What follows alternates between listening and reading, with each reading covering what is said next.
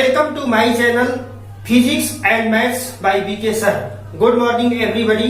पिछले वीडियो में हमने ओस्टर्ड एक्सपेरिमेंट देखा, जिसमें हमने ये जाना कि अगर कोई धारावाही चालक है तो उसके आसपास एक मैग्नेटिक फील्ड बनता है।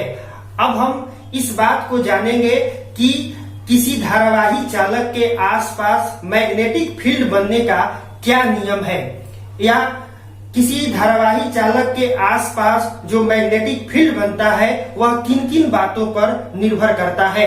इस संबंध में 1820 ईस्वी में फ्रांसीसी वैज्ञानिक बायो और सेवर्ट ने प्रयोगों के आधार पर एक नियम दिया। इसे बायो सेवर्ट का नियम कहते हैं। इस नियम के अनुसार अगर मान लेते हैं कि कोई चालक में I एम्पियर की धारा फ्लो हो रही है, इस चालक तार में I एम्पियर की धारा फ्लो हो रही है, तो इसके लिए हमें एक स्मॉल एलिमेंट, हम यहां पर एक स्मॉल एलिमेंट ले लेते हैं। इसका लंबाई डेल्टा L। इस स्मॉल एलिमेंट dl से स्मॉल r दूरी पर एक बिंदु P ले लेते हैं। यहां से स्मॉल एलिमेंट से P पॉइंट की दूरी R है।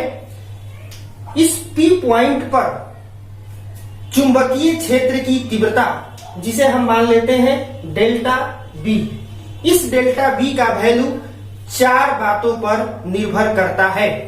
फर्स्ट, चुंबकीय क्षेत्र डेल्टा B का मान चालक तार में प्रवाहित होने वाले करंट यानी I के समानुपाती होती है।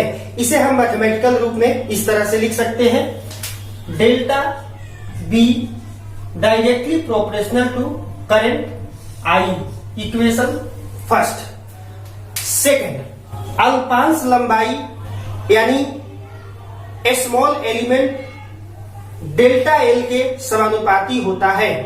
हम इसे मैथमेटिकल रूप में लिख सकते हैं, delta B is directly proportional to delta L। Equation 2। Third, अल्पांश लंबाई यानी स्मॉल एलिमेंट और जिस पॉइंट P पर हमें चुंबकीय क्षेत्र की तीव्रता डेल्टा B का मान ज्ञात करना है, उस बिंदु से अल्पांश लंबाई को मिलाने वाली सरल रेखा के बीच के कोण के साइन के समानुपाती होता है। हम यहां पर बीच के कोण को मान लेते हैं अल्फा। तो अभी हमने कहा कि चुंबकीय क्षेत्र डेल्टा B का मान अल्पांश लंबाई और इस पॉइंट को मिलाने वाली रेखा के बीच का जो कोण है, बीच का जो एंगल है, उसके साइन के समानुपाती होता है। तो अब हम इसे मैथमेटिकल रूप में लिख सकते हैं, delta B is directly proportional to sine alpha. Equation third. Fourth, इस पॉइंट P और स्मॉल एलिमेंट डेल्टा L, इनके बीच की दूरी जिसे हमने माना है R के स्क्वायर के इनवर्सली प्रोपोर्शनल होता है, यानी R स्क्वायर के व्युत्क्रमानुपाती होता है। हम इसे लिख सकते हैं, delta B is proportional to 1/r square. Equation 4। अब हम चारों इक्वेशन को कंबाइन करेंगे और एक इक्वेशन तैयार करेंगे। कंबाइनिंग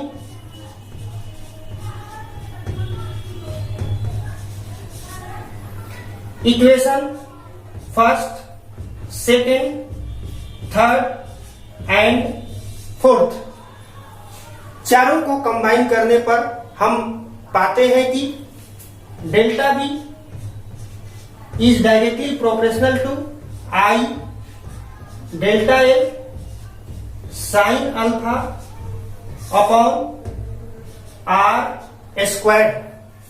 अब हम डायरेक्टली प्रोपोर्शनल को इस कांस्टेंट में चेंज करेंगे, delta B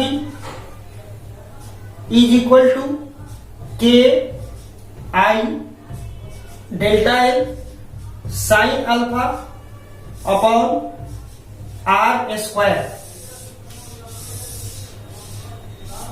equation 5, here k is a constant. इस कांस्टेंट k का वैल्यू होता है μ0 upon 4 pi. k is equal to μ0 upon 4 pi. इसका वैल्यू होता है 10 टू द पावर -7 न्यूटन प्रति एम्पियर स्क्वायर। μ0 को निर्वात में चुंबकशीलता यानी परमिएबिलिटी इन वैक्यूम कहते हैं। अब हम इस k के मान को इक्वेशन 5 में रख सकते हैं। Delta B is equal to μ0 upon 4 pi I delta L sine alpha upon R square.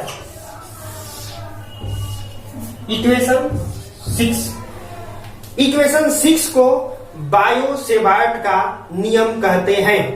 इसे लाप्लास का नियम भी कहते हैं। थैंक्स।